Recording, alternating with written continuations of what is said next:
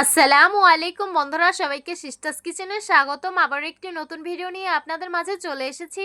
আজকের রেসিপি হলো লাউ দিয়ে শিং মাছের পাতলা ঝোল। তো দেখতে থাকুন। প্রথমেই চুলায় একটা পাত্র বসিয়ে দিয়েছি, পরিমাণ মতো সয়াবিন তেল দিয়ে দিব। তেল গরম হয়ে গেছে, কুচিয়ে রাখা পেঁয়াজগুলো দিয়ে দিব, পরিমাণ মতো আদা রসুন বাটা দিয়ে দিব, স্বাদ মতো লবণ দিয়ে দিব, গোটা চারেক কাঁচামরিচ দিয়ে দিব, পরিমাণ মতো হলুদ মরিচ ধনিয়া গুঁড়ো একসাথে মিলানো ছিল সেটাই দিয়ে দিব।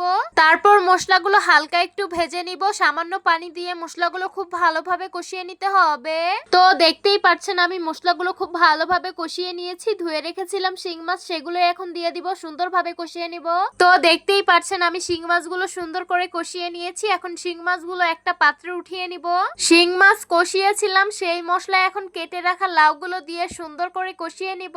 লাউগুলো সুন্দর করে কষিয়ে নিয়েছি, উঠিয়ে রেখেছিলাম শিং মাছ, সেগুলোই দিয়ে দিব। পরিমাণ মতো ঝোলের পানি দিয়ে সুন্দরভাবে নেড়ে মিশিয়ে নিব।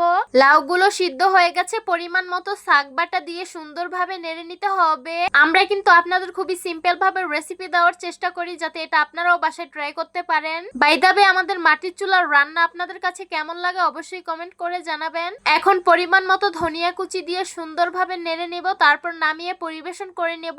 এই তো গরম গরম শিং মাছের পাতলা ঝোল পরিবেশন করে নিলাম। দেখতে খুবই লোভনীয় লাগছে আর খেতে কিন্তু খুবই সুস্বাদু হয়েছে। এইভাবে বাসায় অবশ্যই শিং মাছের পাতলা ঝোল রান্না করে খেয়ে দেখবেন, অনেক বেশি সুস্বাদু। তো আশা করছি আজকের ভিডিওটা আপনাদের কাছে অনেক বেশি ভালো লাগবে। ভালো লেগে থাকলে আমাদের ইউটিউব চ্যানেলটি সাবস্ক্রাইব করবেন, আর যারা আমার ফেসবুক পেজ থেকে দেখছেন পেজটিকে ফলো করবেন। সবাই ভালো থাকবেন, সুস্থ থাকবেন, আর সিস্টার্স কিচেনের সাথেই থাকবেন। আবারও কথা হবে কোনো নতুন ভিডিওতে। তাহলে আজকে এই পর্যন্তই। আল্লাহ হাফিজ।